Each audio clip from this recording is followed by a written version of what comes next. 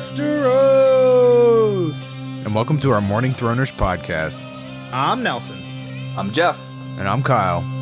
And we're the fucking Morning Throners. And welcome back to another episode of your favorite Song of Ice and Fire podcast. We are your Morning Throners with Sansa 7 on deck. Gentlemen, how you guys doing? Kyle, thoughts? I mean, man, if I was not expecting everybody to be dead at the end of this, right? Like, I mean, nobody was. Yeah, one person. Come on. Like, only one. No, I mean, Tyrion or Tywin's dead. Oh, you mean at the end of the book? End of the book. Yeah. Lysa's dead. Yeah, I mean, like every chapter here is like everybody's dying. Like the wall's kind of crazy right now. I mean, obviously, that's like the only good story arc currently. Well, I guess Bran too, right? Bran's kind of out there. We don't know what's going on with Bran. I think that's a cool one.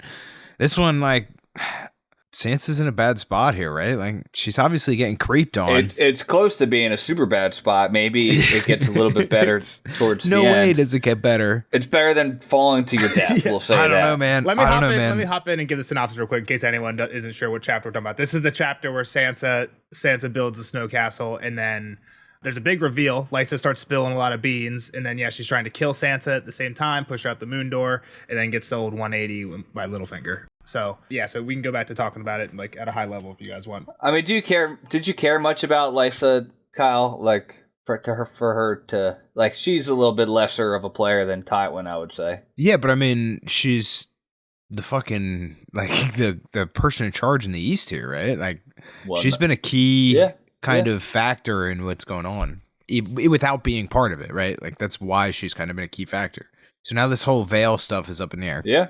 Well, now the veil maybe gets... Yeah, so veil, we'll leave it at that. Veil's up in the air. Well, I was thinking it sounds like you were also alluding at earlier, Kyle, like, personally for Sansa, now she's stuck in the Eyrie with this guy who's a super creep, right? Yeah. And not like Lysa was really sticking her neck out protecting Sansa too much. But obviously not. She was blaming Sansa.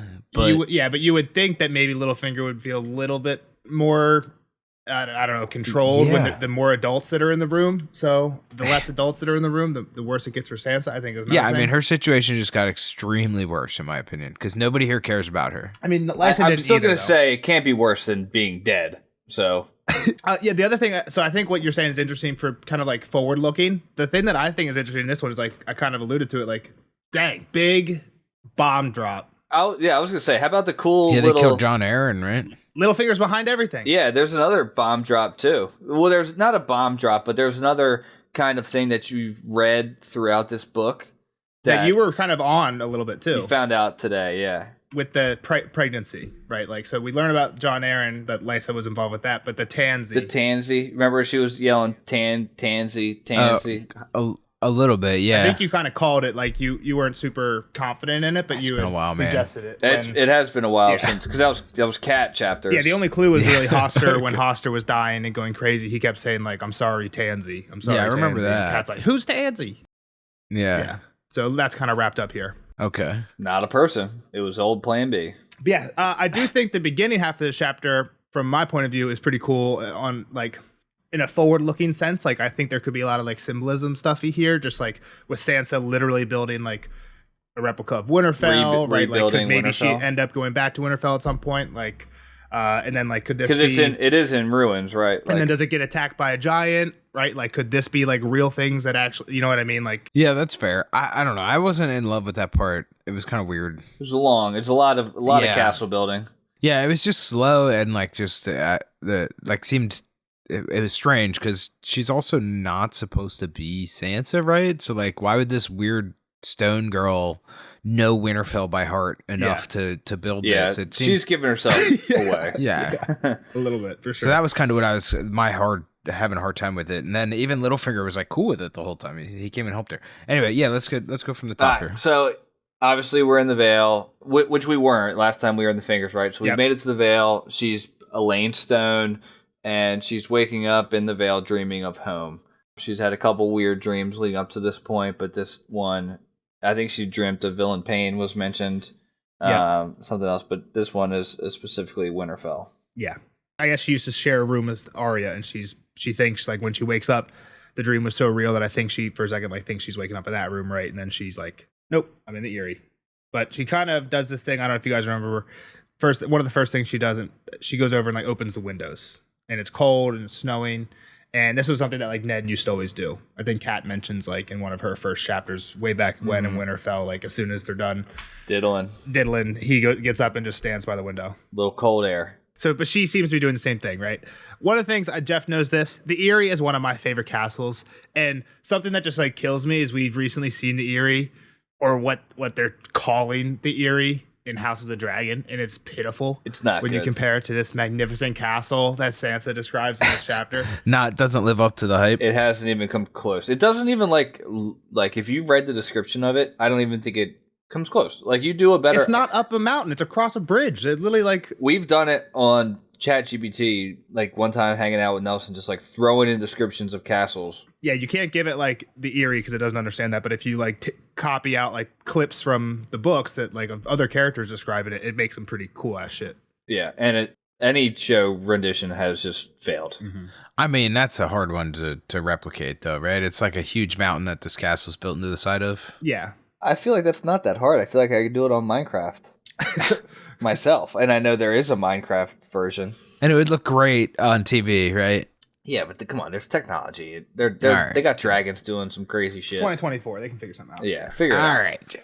Yeah, so, but the Vale where she's at now is pretty boring, and we find out that there's not a lot of people there because Lysa's sending anyone that pisses her off down the mountain to the Gate of the Moon. Yep, that's the castle at the very bottom. And only Robin, she's hanging out with little Robin, and then the singer Marillion, who creeped on her hard.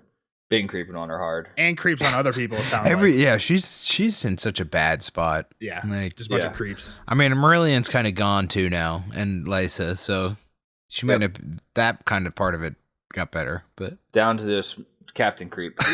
Yeah. So, and we find out Peter's been below more than up, kind of dealing with a lot of disarray in the Vale. A lot of shit's going down. Yep. High Lords, first off, of the Vale in general, weren't happy that the marriage that she married Littlefinger, and it kind of puts like him above all these guys. And I think we heard about it before, but like there was a list of people that were trying to marry Lysa because it kind of puts you in charge of the Vale. And for sure. Yeah, she was high commodity. Yeah, exactly. High commodity. Yeah. The senior branch of House Royce was almost at open revolt, mad that Lysa pretty much hasn't done anything with the wars that have been going on. And House Waynwood, House Belmore, and House Templeton were all giving support to that. The Mountain clans were acting up. We kind of heard about this, I think, with Arya when she was trying to make her way up. Yeah, they got real steel and they're causing havoc. Because our boy Timot's back. Yep. And Eon Hunter died so suddenly that two of his younger sons are accusing the older son of having something to do with it. Did we hear about that? I don't know anything about that. I don't think so. I think that's the first. Ian Hunter. No. I think this is the first time we've heard this character. Okay, yeah. That's kind of what I'm getting at. I think one thing I'll say without being too spoilery is like in these last two books, some people don't like it too because like we kind of get whole new plot lines introduced, right? Like we really don't know any houses of the Vale, right? If I asked you to name me a house of the Vale besides like maybe because I just listed some, you might be able to do it. But like if I asked you to do a Riverlands house, right, or a Westerlands house, you might be able to do those. A North house for sure, but like Dorne, probably not. Vale, probably not. He's got Dorne. Give me a Dorne house besides Martell. Man. Is it the Tyrells? Are they down there? Tyrells? No, that's. I don't know if I could give you a Dorne house besides Martell. Well, that's my point. Is I think by the end of Feast and Dance, you guys will be able to give me the names of houses from the Vale and houses from Dorne. Don't ask us. There better not be a test. I'm just saying, I think a lot of people, when they read this, especially for the first time, they're like, oh, I don't need to know these people because I've never heard these names before. And like, no, these are new characters who are going to be important over the next book. And there's going to be characters in Dorne that are important over the next book, right? Because, we just expanded the universe at the end of this, essentially. Yeah. It's something that I don't even know anything like that much about these guys because even on like a second or third read through, I was like, okay, whatever. You know what I mean? Because it doesn't feel like the main part of the story. The Vale, Dorne, and also the Iron Islands. We're going to learn a lot about the Iron Islands in the next two books. So, all right. Anything else in disarray? No, that was the last thing. All right. So it's snowing. That was mentioned, but that makes her remember when she left Winterfell, right? Her final goodbyes to brother Robb and how happy she was on that day. Yeah, everything went to shit. Everything's gone to shit since. Yep. But that was the day her song she thought was starting, but it sounds like it's ending. So she got dressed and she's walked out into the snow. Again, she's reminded of Winterfell and her prayers to be back there. and she starts making snowballs and remembers a little snowball fight with Arya and Bran. Yep. Again, she I think some of the descriptions of this is cool. She said really beautiful. She holds her breath because she doesn't want to disturb any of it. It's all white because the Erie's all white marble. So you have white towers with white snow, black shadows and black trees, and then dark gray sky above. It is a pretty cool place. Sounds like, yeah. Yeah. She woke up early. Before sunrise. Yeah, because she mentions later that the sun rises while she's building this castle. Yeah. It's like she's in the garden or something, like a central garden, it sounds like, kind of. It's where when Tyrion's first trial by combat took place. Yeah. Bronn breaks the statue. Statue's still broken. Yeah. Exactly. In the fight. So that's where she's doing her deal. Yep. So starts making snowballs. She remembers the time, like I said, Bran and Arya kind of chased around, then messed her up with a dozen snowballs each, and then she was tussling Arya's hair in the snow till Jory jokingly stopped it, and she's like, "Yo, let me start playing with this snow," and it packs perfectly. It's perfect snow packing day. It's the snow days that you dream of. All right, fans. Editing Nelson, editing Jeff, editing Kyle here. First ever time we had this. I mean, we've had audio fuck-ups before, but raise the hand. I fucked up the audio. Something happened. I lost 22 minutes of when we recorded this episode, and I was going to try and salvage it, but it's a big episode. Didn't want to do that to you guys because it wouldn't have been as good, so got him back here. It still won't be as good as our first reactions, I'm sure, but here we are to go over a missing 22 minutes of Sansa 7, and it's a really just random part, too. It's don't put a time limit on it yet, Nelson. Maybe we have a 3-hour conversation right now on this. Is this all fucking snow house building? Yeah, it's just her building a castle. No, it gets into the first half of Lysa. The little finger kiss. If it was all snow house building, I'd be like, let's fucking just cut it. We're cancel that shit. All right, here we go. So we come back into Sansa out in the yard making a snowball, which takes her back to some Winterfell memories. So, yep, a time where she was playing around with Bran and Arya.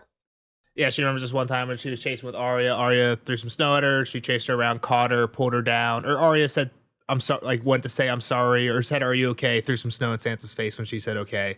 Sansa pulls her down, and Jory Cassell has to pull her apart. Yeah, just more. There's a lot of Winterfell. I feel like Sansa missing home symbolism here. I mean, obviously she starts building this castle, right? But yeah, that's the whole point of this part. Yeah, but I think this is the setup for it. I mean, and I think it's a parallel to the previous chapter with Jon, right, where he has his whole flashback and he's for sure. I mean, with Rob. They're definitely all in a similar boat of just missing home. And does she know it's gone? Yeah, I'm sure she does. That it's burned. Yeah, I think she got word. The quote from the guy from The Office, Andy. You never realized it was the good old days till you left them. That's Sansa right now. Yeah, it was I wish you knew you were in the good old days before you left them or something like that. Exactly. But yeah, exactly. Yeah.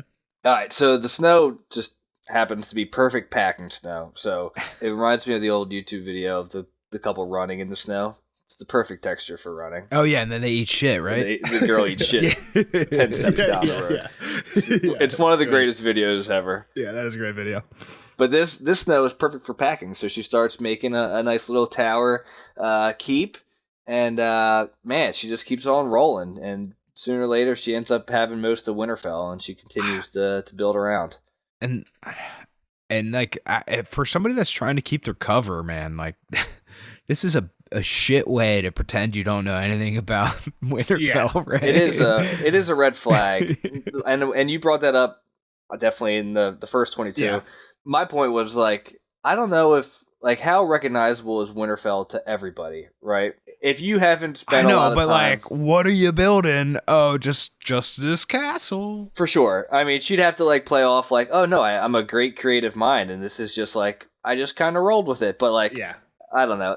Does anyone know what Winterfell looks like here? No. Immediately, Littlefinger knows. And Littlefinger, when has he been there? That is a good point. But that doesn't mean he hasn't been there. We don't know. Well, I think that just, Littlefinger and Lysa might be the only two that would suspect, just because they know who she actually is and where she's coming from, right? Yeah. Okay, that's suspicious. You built this castle. We know where you're from. I feel like Littlefinger said some stuff later on that, he definitely was I know this place. But yeah, I don't know. I think he asked her, "Is this supposed to be Winterfell?" And she says yes. And then he says "Oh, I dreamt of this a lot after Kat first left," or something. Yeah, like but that. What's he dreaming of? He doesn't know shit. So, all right. But as she's building, it's cold as shit. She even mentions how her feet get cold, right? Her hands, like she's wet. Oh yeah, she's like numbing up big time. I mean, she's also a little girl going like ham on this. Like, yeah. Well, she's not that little. She's like what is she, 13? yeah, but if my sister went outside and played in the snow for like 20 minutes, I'd be like, okay. But if she went out there for like hours and is just going hard on this castle, I'd be like, okay. Your sister's lame then, because we used to be out in the snow till fucking nighttime. Yeah, I think you're right. But we were boys. Are girls different? I don't know. No, they're not. What about when you're solo? When you're solo, it's different too. No. Have a clue, KK. I mean, there's a lot of people watching, right? Like everyone in this castle starts peeping. That's what I was gonna get to. Like people are like, "What the fuck's she doing?" Like, how often do kids just play? Like, there's no kids here, right? So I don't know if it gets mentioned later, but Lysa, or we already said it, Lysa sent everybody away, right? So yeah, it's just Robin pretty much, and the guards. She's only playing with Robin, and Marillion's a creep, so she's like, "I'm not playing with that guy. So let me go ham on this castle by myself." That's a good point for the hiding of the identity. Like, there's not really anybody around to hide from, so that's kind of fair. But I don't know. Yeah. It still seems like something that, like, and like I said, and then Littlefinger encourages it later. You think he'd be like, "Hey, maybe don't do this," right? Like, maybe it's best you pretend you don't know Little. I don't think it's as big of a calling card as you guys are saying. Like Winterfell. Again, I kind of agree. One of you was saying it's not like other people don't know what it is. I kind of agree with that for the most part.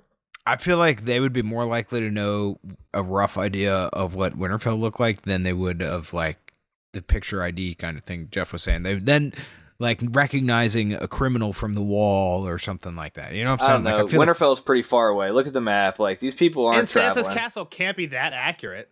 And like Winterfell's just a castle, right? Like, what's the identifying feature? It's not been burned down by a dragon. It's not up in the mountain. It's a castle. Yeah, it's just a bunch of buildings. It's pretty generic. I guess that's true. It's a pretty generic. I mean, it's cool, but it is pretty generic. All right. So, as we said, people are looking at her from the balcony. Lysa's chilling on the top. She's watching down, kind of suspiciously. The maester walks by, and a bunch of handmaids walk by. So they're like all just taking their peek, and she just plowed through until knock, knock, knock. Here comes Captain Creep. Yeah, and so she's having issues with getting the bridge to stay between two towers, and he basically is like, just use a stick, like wrap it around a stick. She does, and then they get into a little kerfuffle. Is it? I know, yeah. She like throws snow at him and shit. I don't know. That's the weird. He part starts to me, building the glass. What do they call it? I know it's a greenhouse, but they call it glass like the garden gardens. room, glass garden. So he's doing that with twigs, and they're kind of having a good time. Even before he kisses her, like she calls him out for like, you lied to me for bringing me here or something, right? Yeah. Well, she throws snow at him. Or she builds the broken tower, knocks the broken tower into his face, and like, oh, you lied to me. You're supposed to take me home. He's like, yeah, well, they talked about her smile. He talked about her smile right before this, like, oh, you got a great smile, yada yada. And he's like, that's not the only thing I lied to you about. And it's like, boom, kissy time. I'm trying to bang. Is pretty much what he says. Yeah. Yeah. That's not the only thing we lied about. Yeah. I'm trying to bang you. Now that we know that he kills Lysa later, right? Like that seems like the setup of this. He kills Lysa later. This is all part of his plan, right? Like that's pretty much what he's saying here is like, it's not the only thing I lied about. Like now you're going to be my queen and we're going to have this. And this is a different prediction than before. You're saying he killed Lysa to now be with Sansa, where last time you were saying he killed Lysa to just tie up loose ends. Yeah, you were saying he definitely, it was like a thing, it was like just happened because of the moment. Maybe now that I thought on it, maybe this is like week later, Kyle. All right, there you go. Fine. We'll take it. There you go. Littlefinger, Sansa couple.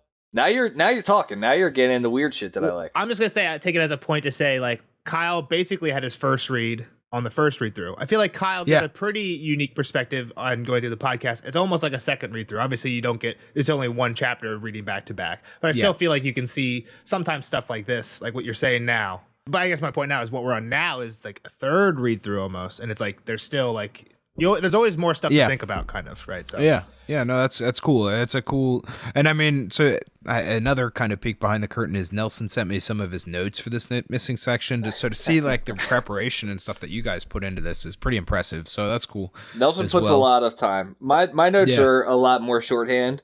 Nelson's basically rewriting the chapter in his own words. Jeff, I lobbed that one up there for you, man, and you still struck out. Like that was he gave you props. I'll take the. I mean, I do. I used to not take notes. Say anything. Well, I used to not. I'll give a little story. I used to not take notes, and then I feel like they would just take forever because we were going through Nelson's notes, and like half this shit in here, I'm skipping through. Like, well, that's fair. Yeah, he's very detailed. I think it's a good middle ground. What we ended up with. Yeah. No, it works out. So all right, they get into kissing, and she immediate reaction for Sansa is push him away. And for a slight second, she kind of gives in, right? She mentions it. I mean, you can't hold that too much against her. I'd say, I don't, because like that's one of those like what the want to say fuck's happening kind of moments, right? Yeah. Like so. I just want she said it, I know, right? and you So weren't- I'm you just didn't throwing say it you out were. there. I'm not implying that she enjoyed it at all. But yeah, it happens. And she's like, "Yeah, what are you doing? Like your wife was just looking down here. Like she could have seen you're supposed to kiss her. Like what? And it's interesting, again, on a reread, like Sansa, the first thing she does after she puts away, she looks up and she's like, okay, thank God Lysa's gone. Like she didn't see that. But I mean, we know later she did, right? Somehow. Yeah. Yeah. And so he's just like, hey, whatever, I kiss her. Like she doesn't complain when I kiss her. What's the matter? Yeah, I know. It's just weird. I kiss tons of people. He just being more creepy. You look beautiful with all your like snow on your hair and all kinds of stuff. Yeah, he's whack, man. And then Little Robin breaks up the fun. Yeah. She starts thinking like this is bad for me because like this guy is being creepy. He's starting to sound like Marillion, who is always creepy. But well, yeah, nobody's gonna fucking save me from Littlefinger. Exactly. Right? Like he's like the top. Like, what am I gonna do here? Yeah. And Aunt Lysa's kind of crazy too, right? She's sending people away left and right. Yeah. So like, well, yeah, and again, we talk about it later, but yeah, like she goes a little crazy later. So yeah, she's a little, I don't know. I was gonna think of a good saying for crazy. One sandwich short of that's a movie. Now it's a movie about crazy people. Was that a saying for crazy people? Now I just think about the movie. Yeah, I don't know. One sandwich short of a picnic, something like that. Something like that. I don't know. Not the sharpest knife in the drawer. Well, yeah, for sure. The sharpest tool in the shed. No, that's different. That's a different one. That means brightest dumb. crayon in the box. Oh yeah, it's still crazy. dumb too. Yeah, it's crazy saying. Yeah, crazy. Anyway, crazy sayings. Who cares? One clown short of a circus. Yeah, it's a lot of that. A few sandwiches short of a picnic. First one that came out. No, There you go. Kudos to you. All right, so Robin's like, "Hey, what's this? What are you guys doing?" This is weird. All right, stop making out with me, Peter. Ogre smash. Giant smash, not ogre. Yeah, Giant Robin's smash, got this little doll, and he wants to play giant in the castle, and starts knocking shit down.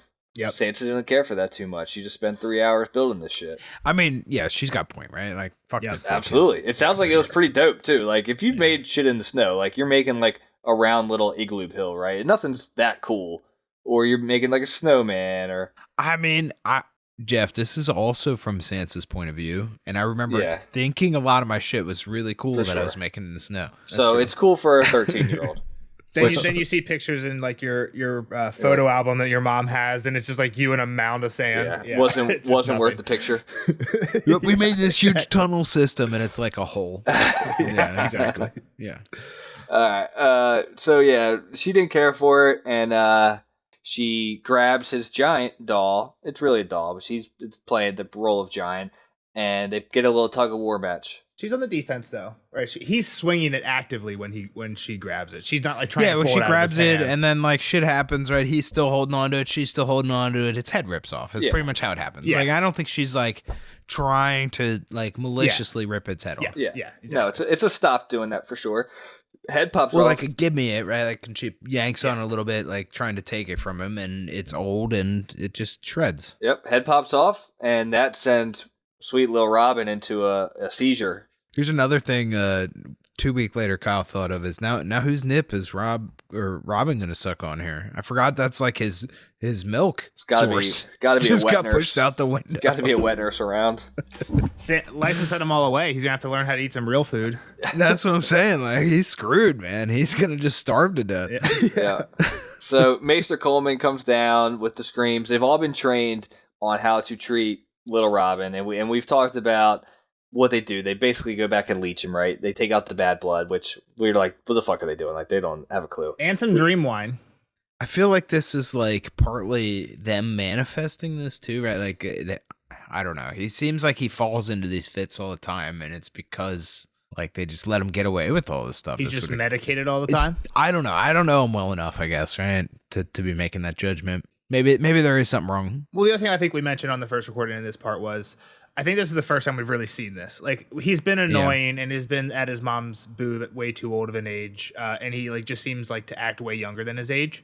But like, and that's kind of where I'm at, I guess, with my analysis of his personality and thinking that maybe this is brought on by nurture versus nature, but maybe there is something wrong nature-wise. I don't know. Well, he has a like severe seizure here, right? Like he's like shaking, his limbs are shaking. I know, but it feels like it's like an anxiety attack. Yeah, but it also could be brought like on by anger, which is weird. Yeah. It's like, is he just throwing? It's hard to tell where it is on the scale from like, is he just throwing a really bad temper tantrum to this kid actually has something wrong with him? The fact that they medicate him makes you think they have something wrong with him, but like I feel like what you're saying is, who knows? That might just how they deal with it. She's probably just like, fuck this kid. Yeah, like somebody's got to get him under control. Yeah, Somebody get him under control. Help him. And let's be honest, their medication is just sleeping medicine. Like, exactly. Right, it's NyQuil. Fuck it. Let's deal with that later. Put him to sleep.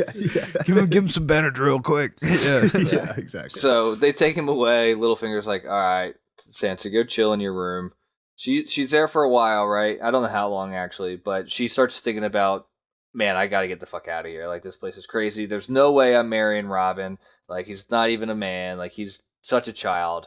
And I'm just gonna tell her I'm out. Aunt Lysa, I'm out. I'm going down to the gate of the moon. Yeah, and she's pretty much like, hell yeah. Like, why didn't I think of this earlier? Like, this is it.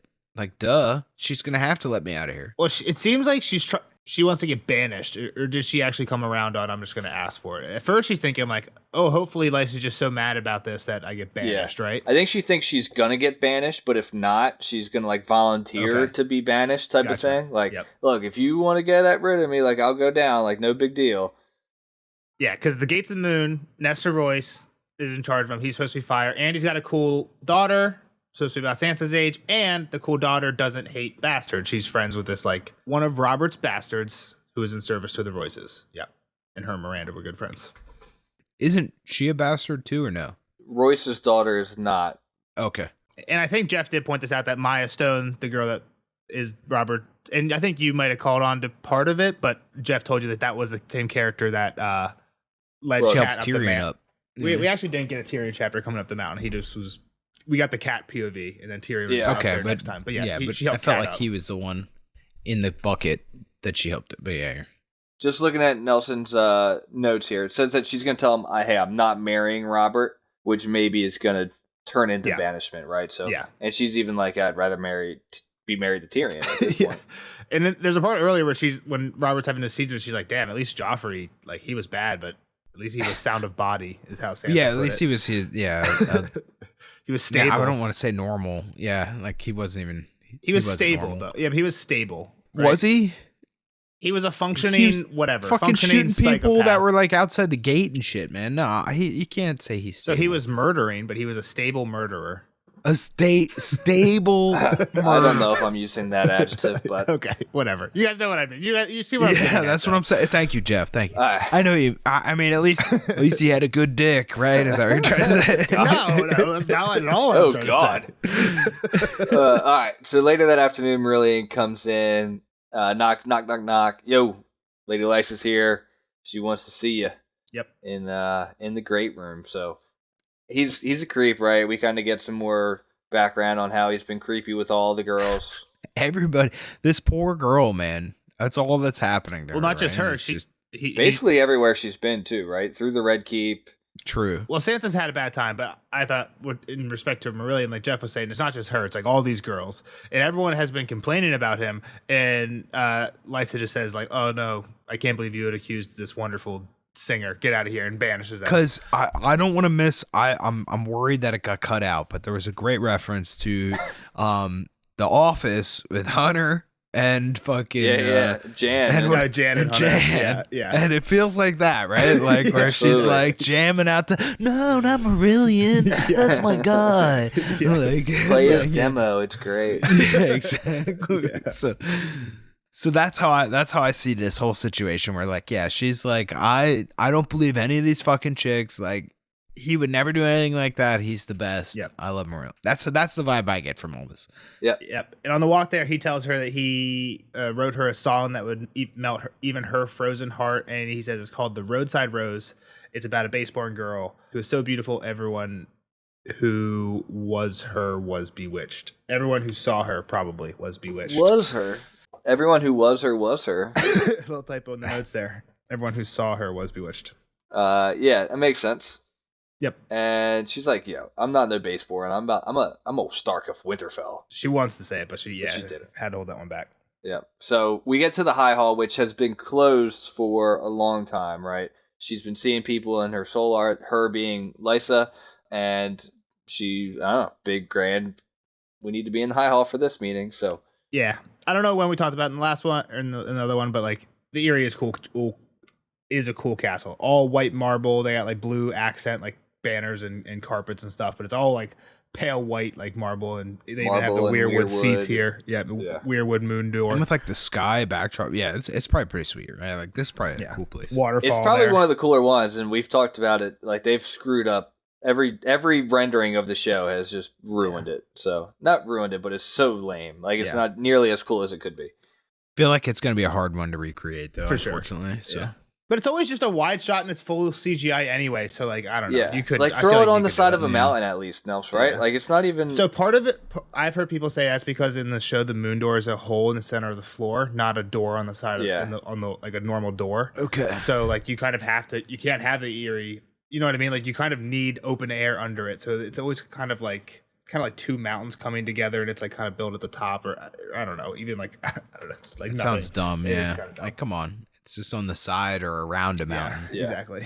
Like in the last rendering we saw, Kyle, it's basically like a walking path to the front door, which we know. Yeah, there's just like a that bridge. like they needed to be on like a mule, right, to like walk up the side of it, and it's just like that's just not how it should be. Yeah, there was the bucket on the rope was an option. Exactly. That was a viable option to go up the side to get into this. Like they're going straight up. Yep, exactly.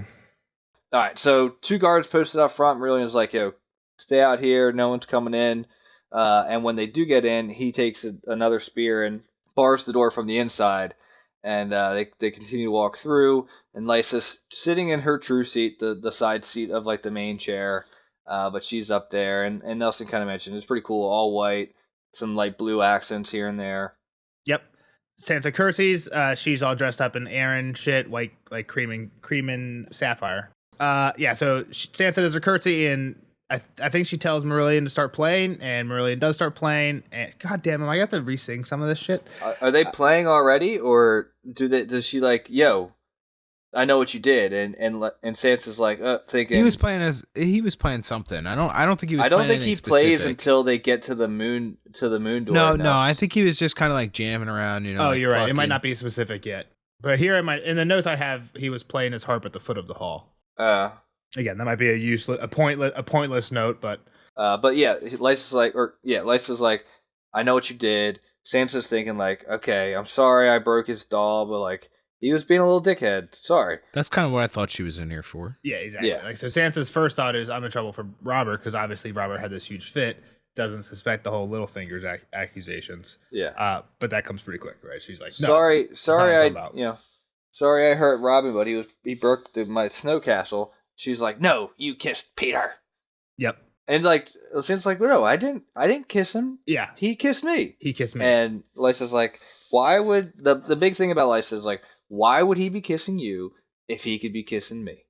If he is kissing me, right?" This is like Lysa's biggest insecurity, right? Like obviously, after all, like the cat, there is some cat background there, right? Which a lot of cat background gets brought up. I'm sure we're hopefully going to get into when we pick this up. Yeah, live. exactly. That's part of my problem is I don't know what we already say later too. So sorry if we do. Well, we're getting very close to where we pick up live, so I think a lot of the cat stuff is covered later, and I don't have to sing anything right now, but yeah, I just want to make sure we don't miss anything important that we did cover. Is there anything you see in the notes there, Jeff, between where we are now and they talk about Littlefinger kissing her. Sansa basically says, "No, it was Littlefinger who kissed me." Yeah, I mean, as long as I guess if we have the cat backstory. Oh, I guess the one thing that we missed is that we definitely talked about was they mentioned that Robert has a whipping boy. Yeah. He's too frail to take it himself. There's somebody else that has to take it. Yeah. Yeah, and I think Lysa says it because like, oh, you have to be punished, Sansa, but like obviously we're not gonna whip you. We'll get you a whipping boy like Robert. So they're gonna get one for her too. But yeah, that's just like a horrible. I hate this concept of like we can't punish Robert or we can't like physically hurt Robert as punishment. So we're gonna get somebody who maybe make him friendly with each other and then hurt that kid. Yeah. In front of him. Yeah, that's fucked. So fucked. The one thing I could see that maybe like we didn't talk about was like Lysa's like, oh, you think you could just do anything, get anyone because of how young and beautiful you are. Like Kat used to think that too when she would play with Littlefinger's mind, and oh yeah, she liked to kiss him too sometimes. Like, and then we kind of get the stories later on about like what Kat did at a dance and whatnot. So. Yeah, that big dance is definitely where we pick up in the other one. I know we have all that audio. Yep. Cool. So cool, guys. Well, I hope that filled the void, Nelson. And I'm sorry for me fucking up the audio. If there's any discontinuity in the audio, that's on me. I am team shit happens, because I've definitely done this myself. So I guess I'll tell the fans what I'm thinking. I'm pissed off, and I said it off recording.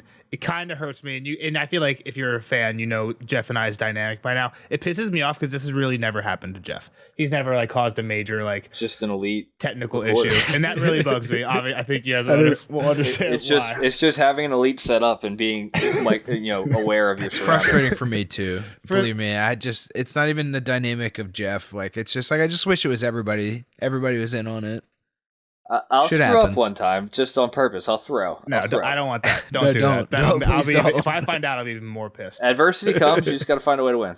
From a Game of Thrones perspective, the reason this kind of bugs me is this chapter isn't a Red Wedding or a Ned's death level chapter, but like I feel like it is a pretty big chapter with like not the part that we fucked up wasn't really big stuff. The Littlefinger kiss was, but like I think the big stuff at the end of the chapter is pretty big, and I just don't like having like one of the big chapters, right? Maybe top 10 of like reveals being fucky, but hopefully our fans just get to it. Get to the part where Lysa starts. Yeah, but they probably just skip through us rambling anyway. Me rambling, but all right, for sure. Get back to it. Sorry for the fuck up. See you guys in the next one. All right, I fucked up. If this cut makes it in, I'll raise the hand now. The last 20 minutes you guys have heard is probably a little chopped up from an edit. Me trying to listen to the old echo, but. I lost my recording. We're back in it now, live, day of. So if this was a weird episode, the important part, I think, of the chapter, we're on normal track for. Sorry about that, gentlemen. Sorry about that, fans. Hopefully it doesn't turn out too bad in the edit. So let's jump back into where we were. She doesn't believe, or she's mad that Sansa believes that she can just get anyone, and she kind of refers to her as Kat when they were younger, just running around Riverrun, teasing boys. Yeah, this is definitely some like pent up rage, right? Or at least some repressed problems that she has since she was a kid. Old wounds for sure. Yeah, just taking out Kat's anger for Kat on Sansa. Yep. And she's like, she tried to steal everyone, and she even tried to steal Pete from me back in the day. We get a little history of like being kids and running around, and maybe one time she kissed him in the God's Woods or kissed him somewhere, and that really pissed off Lysa because Pete was obviously in love with her, but that's all she ever gave him. Yeah, I think Kat has remembered this, like thought about this too, that like her and Lysa and Pete are all practiced or played at kissing in the Godswood one time or something. But it was like clearly just like a game to Kat that it seems like Littlefinger got obsessive over. And Lysa, it like the two of the three people took it way seriously. So I mean. Maybe Kat's the problem here. Kat's always been the problem. I've told you that since the beginning. Wanton, as Lysa would say. Kat is a wanton. Yeah. Is that a noun or I thought that was more of like a adjective? It's a Game of Thrones word. Wanton. How do you spell it? It's like the thing you eat at a Chinese restaurant. Wanton. Wonton? Wonton. Maybe. Sexually unrestrained or having many casual sexual relationships, typically used of a woman. Yeah, but it's an Adjective, yeah. I feel like Lysa uses it a little bit as a noun. Sexually unrestrained woman. She behaved like a wanton. Gotcha. Okay. So same thing. All right. So, and we get the story of when Pete got drunk and she snuck in and they fooled around, and at the end he called her Kat, but she didn't care because it was her. She loved him, right? Let me see real quick. It was definitely the story of started telling the story of Pete getting drunk. I have a big quote. I don't know why I have it as a big quote. It goes in later on of how she did more with him. How would you like to spend your life on the bleak shore surrounded by slantons and sheep pellets? Like when Lysa's threatened to send her away. That was what my father meant for Peter. Everyone thought it was because of that stupid duel with Brandon Stark, but that wasn't so. Father said I ought to thank the gods that so great a lord as Jon Arryn was willing to take me soiled, but I knew it was only for the swords. Is that what you're talking about, Nelson? Yeah, because like again, maybe not a huge reveal, but this is where we kind of find out, and you had guessed this one earlier, that she had been soiled before, right? That what the whole Tansy thing is, that she'd actually been pregnant and had to get rid of the child, and Jon Arryn knew about it and took her anyway. And it seems like it was all a deal just to get swords on their side, which we kind of knew some of this before, that Lysa was in a loveless marriage, but this we're getting definitely more deets on it. Well, I mean, he was like 100 years old compared to her. Yeah. So at this night there was a party. Cat danced with him 6 times. Then she just kind of she bailed on him, right? And Peter got really drunk. She laughed at him. He looked so wounded I thought my heart would burst, and afterward he drank until he passed out at the table. Uncle Bryden carried him up to bed before my father could find him like that, but you remember none of it, do you? You were not born. He kissed me. I never be quiet. I have not given you leave to speak. You think I could forget that was the night I stole up to his bed to give him comfort. I bled, but it was the sweetest hurt. He told me he loved me then, but he called me Cat, just before he fell back to sleep. Even so, I stayed with him until the sky began to lighten. Your mother did not deserve him. She would not even give him her favor to wear when he fought Brandon Stark. I would have given him my favor. I gave him everything. He is mine now, not Catelyn's, and not yours. Yes, that's definitely a really important quote, because Tyrion told Cat that Littlefinger told the council that he had her maidenhead. But he took Lysa's. But he probably thought it was Cat's. But he thought it was Cat in his drunken state. See, I don't even know if he thinks it was Cat. I think he is repressing himself and telling himself that it was Cat.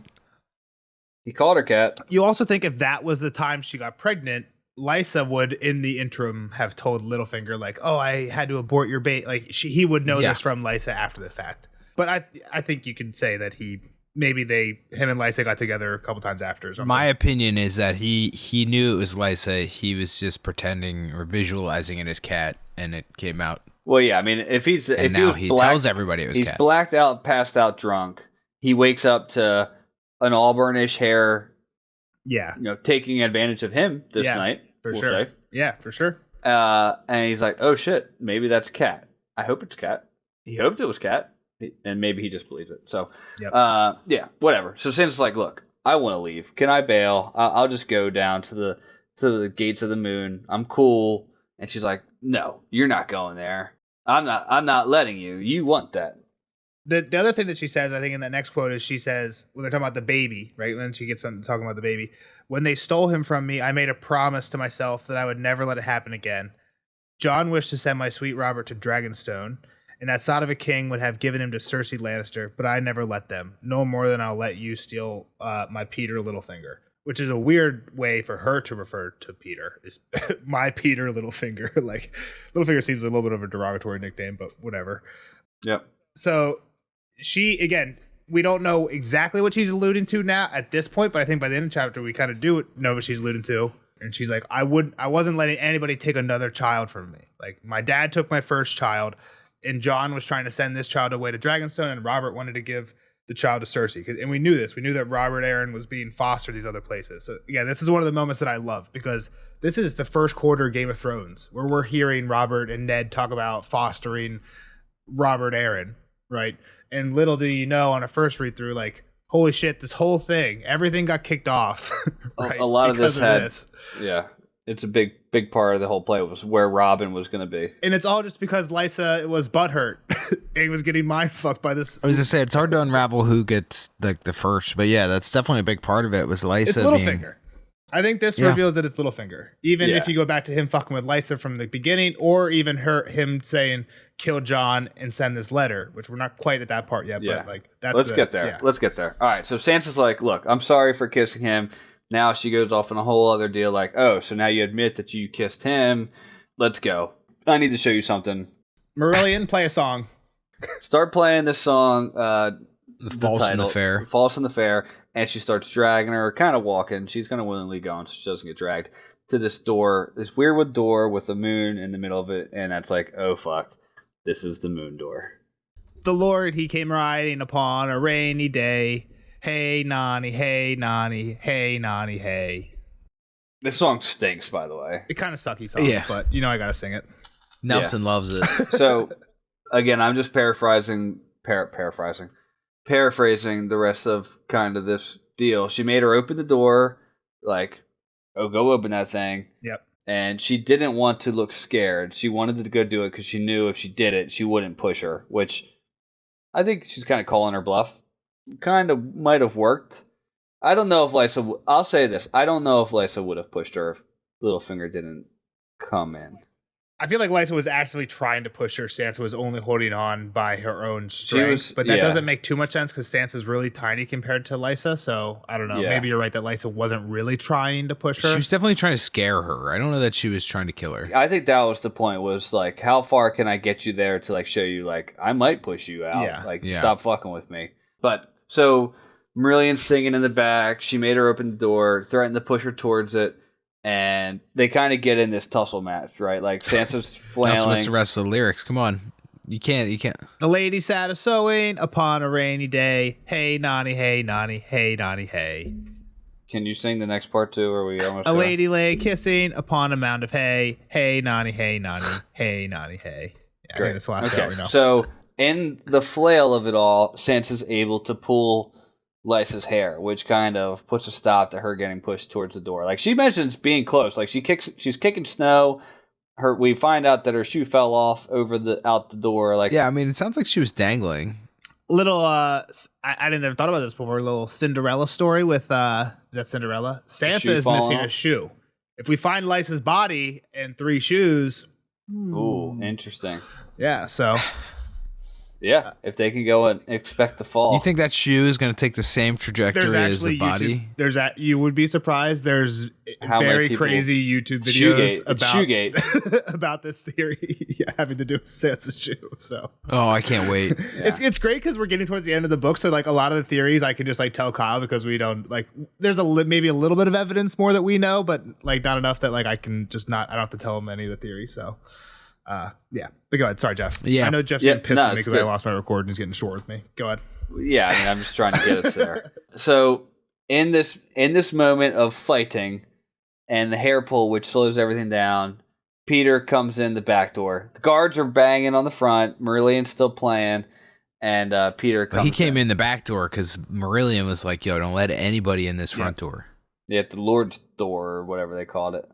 Which is really strange. Like, how did he know she was here? I don't know. That's good timing. Yeah, good timing for sure.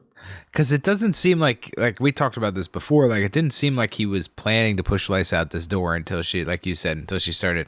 She dumps we killed John Aaron stuff and like yeah. Maybe he went looking for Lysa. He's like, where's Lysa? Went looking for Sansa. Like, wait, where's Sansa? It's like, oh, wait a minute. She probably was like, where's Sansa? Oh, Sansa was taken to see Lysa in the Great Hall. Like, all right, let me get to that. That's not good. Yeah. So Lysa's like, yo, I don't want her here anymore. She's trying to steal you. And Peter's trying to play like nice to Lysa, like kind of agreeing with her, right? He's like, okay, we'll send her back to King's Landing. We'll send her wherever. Like, it's fine. I'm with you. Just let her go. Let her up. And Lysa's just not budging, right? She's keeping her. Now she's got her by the hair, I think, keeping her down. Yeah, and we kind of spelled it out to Kyle, but like the real this is kind of like maybe it's not super tough to put together, but really the only thing that Hoster says about this whole ordeal is Tansy over and over, and Kat does think about it a lot, but really the only real connection to like it being Lysa is this one quote here: "I gave you my maiden's gift. I would have given you a son too, but they murdered him with moon tea, with tansy and mint and wormwood and a spoon of honey and blah blah blah blah." But like just the fact that tansy is in this list of ingredients in this like abortion tea, I think it's kind of like again one of those things that you kind of got to be paying attention to. Again, I think there was hints that something was up with it before because Kyle even had kind of predicted that this was what was happening, but one of those things that you really got to be reading closely to notice. I'm sure a lot of people read this series and don't notice that at all. Yeah. Kyle, thoughts?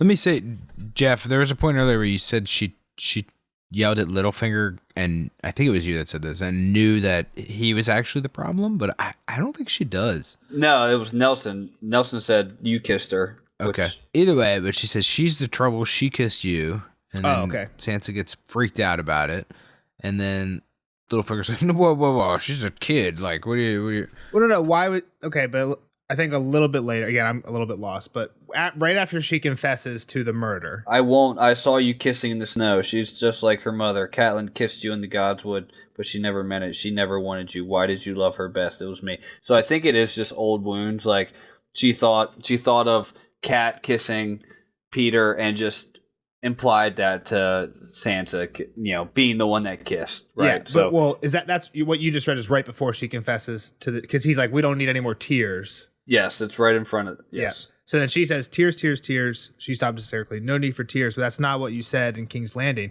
You told me to put the tears in John's wine, and I did for Robert and for us. And I wrote Catelyn and told her the Lannisters had killed my lord husband. Did you remember that? She wrote to Cat.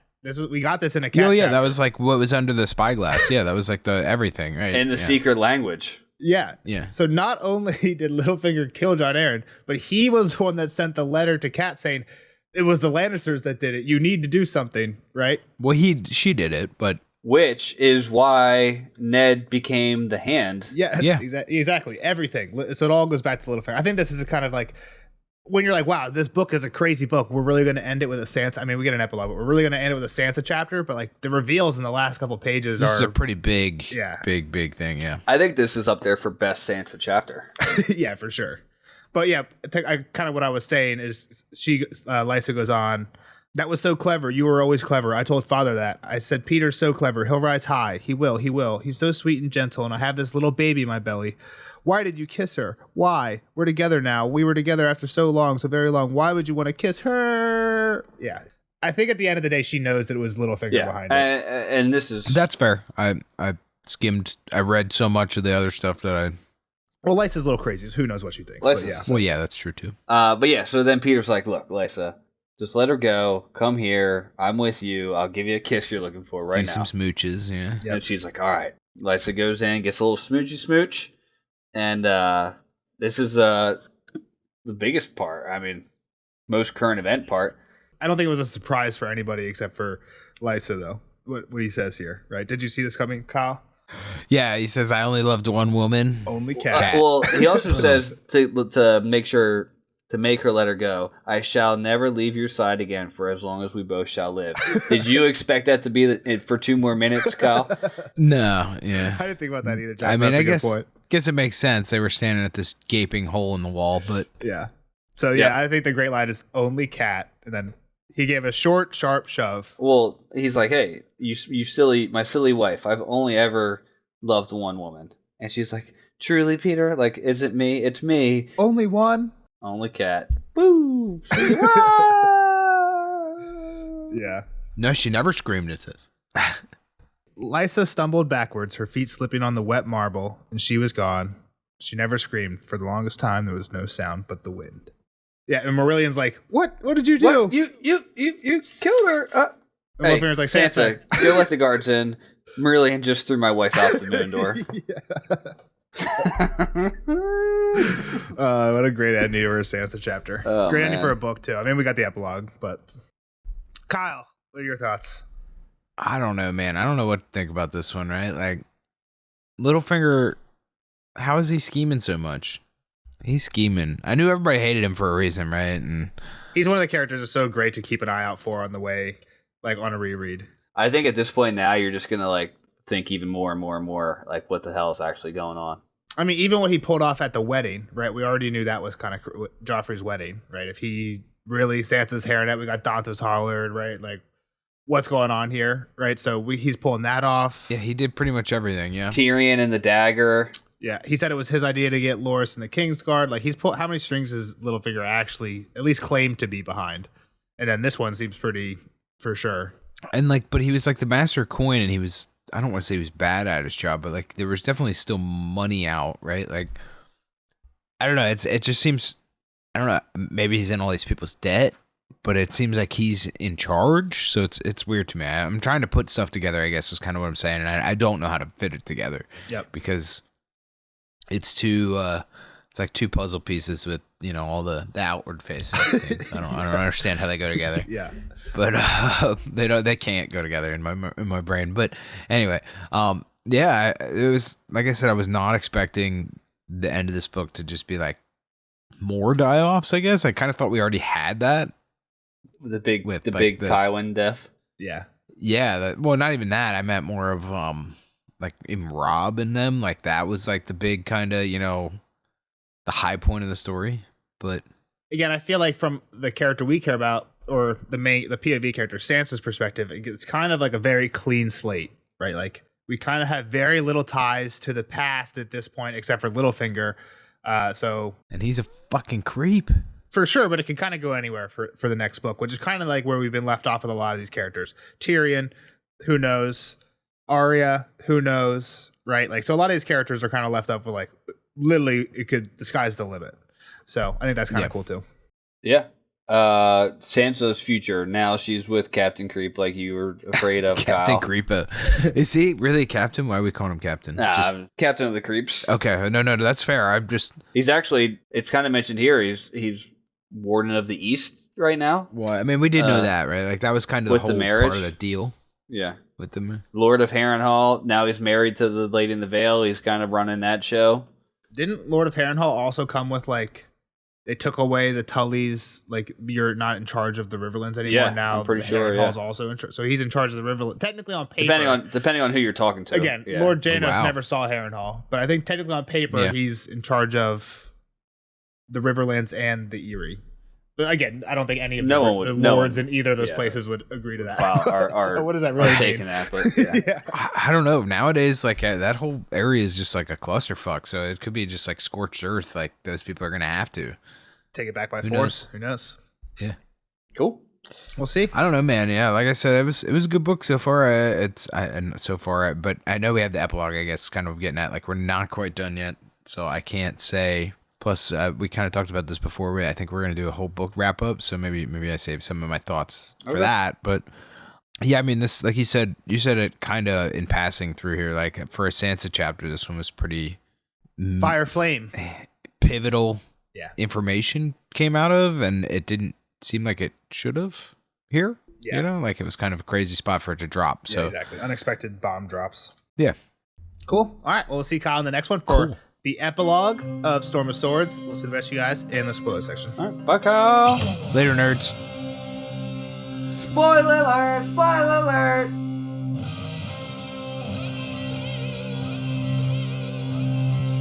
Spoiler alert! Spoiler alert! Bye, Kyle. Bye, Kyle. Thanks for hanging out with us. See you on the next one for epilogue. Merritt Frey. Dun dun dun. It says his name Merritt in the first paragraph, but Kyle's not going to know who Merritt is. Wait, is Merritt a Brotherhood of the Bannermen? No, he's a Frey. He goes and runs into the Brotherhood without banners. And they Oh, hang and him. he gets hung. Yeah.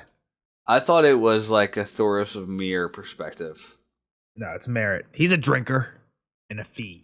And he goes to ransom his nephew, Peter Pimple, and they're just hang him and his uncle. Just hang them all. Yep. But on this chapter, we got Sansa. We got big one, Littlefinger, big reveal. I think it's one of those I feel cool like ones. I feel like our spoilers are getting told. I don't know if there's many hot takes from this chapter. Yeah, I kind of agree. Not too many spoilers. One of the things I was thinking we probably could tell Kyle, but maybe we'll save it for the end of book wrap up is one of the things that the Ghost of Highheart tells Arya earlier in this book is, I dreamt of a maid at a feast with purple serpents in her hair, venom dripping from their fangs. And later I dreamt that maid again, slaying a savage giant in a castle built of snow. She did do that. People and the fans argue about this. They think this might still be something to come with Arya, Sansa, whether it be Sansa in the mountains, Sansa in Littlefinger, because Littlefinger's sigil is the Titan of Bravo, so you can kind of count him as the mountain. I think again, if you read this chapter, it's not his little Robin thing. Well, he has the Mockingjay, but his grandfather's sigil, Sansa mentions it last Sansa chapter when she was at his house. Remember. It's the Titan of Bravos. So a lot of people think that the mountain in a castle of snow is actually Littlefinger in Winterfell, which if you think about the show, Sansa kind of is she isn't the executioner, but she is kind of the mastermind behind Littlefinger's undoing in Winterfell. So people think this is... what's messed up there is that Sansa didn't swing the sword. Arya did. Agreed. For the whole Ned Stark thing, yeah, you think she should. I think when you read this chapter, kind of with that thought in mind, especially with Littlefinger being like, oh, can I come into your castle? And like, there's a few times where she mentions like, oh, they're both inside the walls. Like, I think this could be foreshadowing for them back then, like in the future, long night times. Along those lines, the other thing I had was this: there's a lot of dawn. That's the biggest thing is the dawn, I think, in this chapter. Which do you think that is bringing like her into like Nisa category? Well, that's what made me that made me start thinking about all this like parallelism. Is like literally Sansa goes out before dawn to Winterfell, before dawn rebuilds Winterfell, starts rebuilding Winterfell. Dawn happens as like she's like kind of finishing the project. After dawn shows up, there's this like kind of battle, right? The giant attacks the thing and they put the giant's head on the spike. So I think there is some, you could definitely read into some symbolism there. Jon kills Daenerys to unlight dawn for the Battle of Winterfell, which then they kill the giant. So I guess I have a few of the Dawn quotes, and maybe I'm reading too much into it. I don't hate that, but again, I think a lot of lines like Sansa's the queen in Winterfell when the long night comes. Could some of it be Sansa is dead and coming back to life, like she's on the other side? But I think the first quote I had for Dawn was, "The room was cold and black, though she was warm beneath the blankets. Dawn had not yet come." When Sansa opened her eyes again, she was on her knees. She did not remember falling. It seemed to her that the sky was a lighter shade of gray. Dawn, she thought. Another day. Another day. So when dawn does come, Sansa kind of has this like weird blackout moment. Not as weird as Jon's blackout moment last Jon chapter where he blacks out and beats the shit out of Iron Emmett in the yard. But it is weird that she's just like walking through the garden, kind of like blacks out. All of a sudden she's on her knees and dawn's happened. Like how much time has passed if it's went from pre-dawn to now dawn's here? But she hadn't started building it, did she? You might be right. Then it says later, dawn stole into the garden like a thief. The gray of the sky grew lighter still, and the trees and the shrubs turned to dark green beneath their stoles of snow. So you might be right that this might all be before she actually starts building the castle, which again could even be a sign that like the whole rebuilding of Winterfell is after everything else. Yeah, I have her not Dawn. She hadn't even made the snowballs yet. Dawn had already came in my notes. So yeah. So again, I think that kind of could even lead into it more that the rebuilding of Winterfell for a second time, like because the Boltons are kind of already rebuilding Winterfell right by the end of Dance. So like maybe it gets fucked up in the Battle of the Long Night, and then you know what I mean. That's when the rebuild happens. But yeah, the room was black and cold before the dawn came. Yeah. Then dawn comes. She kind of another day. Dawn saves the day. Yeah, I don't know if much. I'm not gonna read too much into this dawn. I mean, we've mentioned every dawn since we've started rereading this book. You don't think there's symbolism here, but like maybe some. I feel like George doesn't put in like 5 pages of you building a snow castle for no reason. So I think there's reasons for. I think I think the symbolism to her rebuilding the castle is probably very true. I think that's very poignant. I just don't see Dawn fitting in. I don't think Dawn fits into her rebuilding Winterfell. If every mention of Dawn needs to be symbolic of how this story ends, then a lot of shit is happening at Dawn. I mean, and that's one of the things that I think we've been kind of like honest about is we've pointed out times that we've seen Dawn in chapters where we don't think it means anything, right? It seems to lean to things when it's with Jon, right? Like Jon, I think gets woken up by Owen the Oath right before the battle on the wall with Mance Rayder saying the dawn or something like just like that's like a 1-word sentence, or Corrin Halfhand came with the dawn. Like I don't know. With Jon, it seems more on purpose. There's other times where it seems to be used just because the dawn is a thing that happens in the morning and George didn't like that word. Time. Here, though, I don't know. It's dropped a lot. And again, I think there is, whether you relate the dawn necessarily to the symbolism of rebuilding Winterfell, I think there's definitely some symbolism in the rebuilding of Winterfell with Littlefinger. Like, can I come into your castle? He's inside the castle when a lot of the nonsense happens. The giant attacking the wall. I don't know. Yeah. I think there's something there that once we're done with the whole book series, I think this scene is going to be like I think the first half of this chapter will be as crazy as the second half once all the books are out. You know what I mean? Like on a reread. For sure. And I do think the conflict that could happen between Jon and Sansa, assuming that Jon is resurrected and decides to go on like this I'm done being a Night's Watchman thing, or maybe he's still being a Night's Watchman, but they have decided that they need to maybe fight with the people a little bit more. And then people were like, "Oh, well, let's just take Jon. He's the Stark son, but he might be a bastard, like whatever." And then there's just like a little bit of that, the internal struggle there, which would be. Could you see a Jon Sansa relationship in the end? I don't know, because they're still cousins. I think a Jon Arya. Have I told you this? I think a Jon Arya relationship was like in the first draft. That was like one of George's first idea was that Jon. I just don't think the Starks would be about that because they've never done the old Targaryen thing, and they're cousins. But they're not. If the truth came out, they'd be cousins. Yeah, I mean, it's not as bad as I know people that we went to college with whose grandparents are first cousins. So like, I think cousins isn't nearly as bad of a thing. I would recommend it, but like, I don't think even in the medieval like for example, Tywin was married to his cousin. I don't think that's a weird thing. I don't think that's even a Targaryen only thing. I think cousins is fine. I would not nowadays.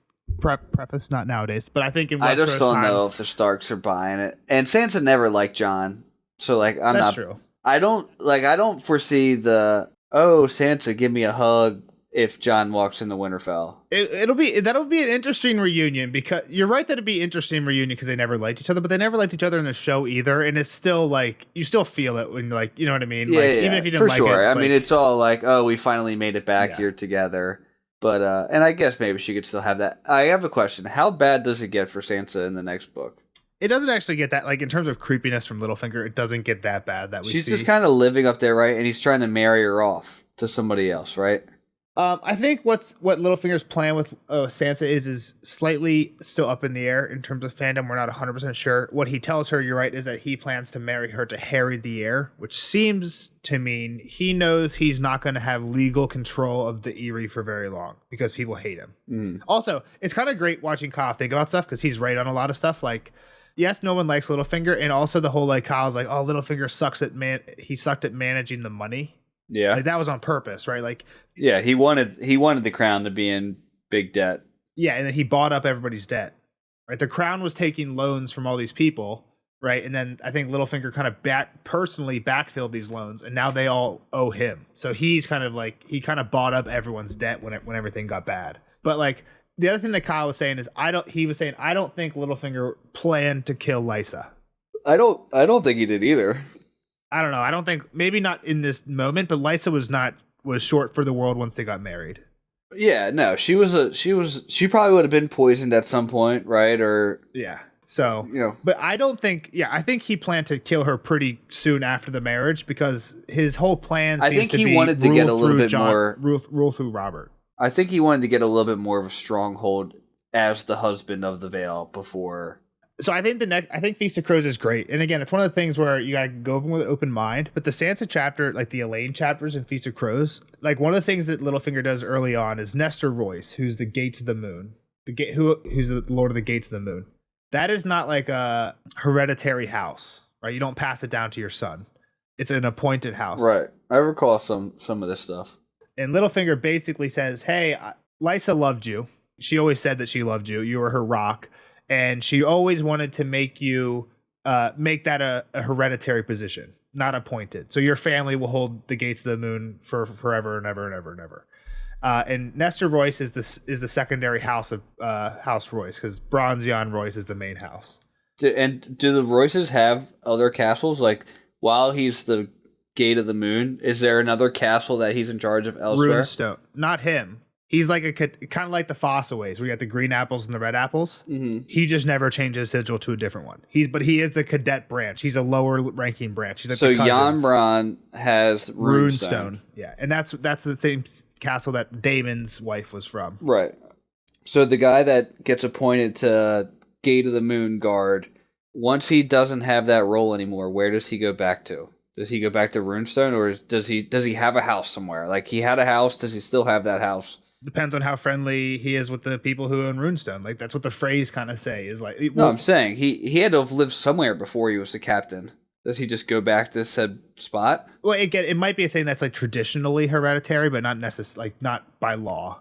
Like so I don't think you're understanding what I'm asking. I know what you're saying, but like I'm just saying I don't know the answer, but it might be a thing where the Gates of the Moon have always been for the past 100 years they have been ruled by the cadet branch of House Royce. But there's nothing saying that. If Lady Lysa wants to give it to a different person tomorrow, she could. Basically, what Littlefinger offers Nestor Royce in next chapters, he's like, hey, this is hereditary. There's nothing nobody can do to take it from you. You own this castle. Your family owns this castle forever. And he's like, oh, really? It's like, yeah, Lysa always wanted it. But Littlefinger's signature is the one on the paper. Like, you know how in King's Landing we're having Tommen sign everything? Yeah. That's not how Littlefinger plays this game, and he does it on purpose. He even tells Sansa, I signed that paper because now if they overthrow me, that he doesn't own that paper means nothing because it's my signature, not Robert. So yeah, he starts playing games like that. You still didn't answer my question. Do the cadets have a house? I did. No, not necessarily. They have to live at Runestone. There's no stronghold for the cadets of Royce. No, like for Targaryens there was Summerhall and Dragonstone, but not for most families. Like in the epilogue, Merritt Frey thinks like the reason I'm going to save Peter Pimple and do this whole ransom thing is because if Walder dies, Walder loved all his kids and he let everybody stay there. But as soon as the next in line takes over, he's kicking a lot of people out of the Freys. Or out of the twins. And I'm trying to be on the good side, so I'm going to save Peter Pimple. I got you. So I think that's kind of the situation Nestor would be in. It's like, I hope Bronzion likes me. That was more so my question. Like, is this guy going back to like a stronghold where he's kind of okay? Or is like, does he really want this because he's like kind of a big deal type of thing? Which he is. I would say he's probably a big deal, right? It's a good point. I never thought about it. That in the situation, Littlefinger is offering the carrot, but it could also be like, hey, like there's also a stick. You know what I mean? Like, hey, if you say no, I could take this from you, and then where are you gonna go? You don't have anywhere to go. Yeah. That's what I was trying to get at. Yep. The only other two things I had to talk about were no weirwoods in the Eyrie and Sansa's missing shoe. Do you have anything on either of those? I don't. You might have been throwing. Like, I don't truly believe that every weirwood thing is like. Like, I feel like if you take the weirwood, and I know you're gonna say like that the bed in Harrenhal is fucking with Daemon. But that's in the show. Again, let's try and separate things. Even the weirwoods built into Harrenhal really don't cause like the stuff we've seen Daemon going through. We do not see anybody else going through that. Arya has plenty of chapters at Harrenhal that are kind of weird, but not nearly what Daemon's going through. Sorry if you don't watch House of Dragon. When we're talking about Daemon, we're talking about when he's at Harrenhal, he goes through some weird ass shit. And I also would agree that I don't think necessarily weirwoods always mean mystic stuff. For example, I think one of the castles that one of the Dunk and Egg books takes place at, either 1 or 3. Probably I would assume it's 3 then. The milk dairy land. Yeah, Butterwells or something or whatever.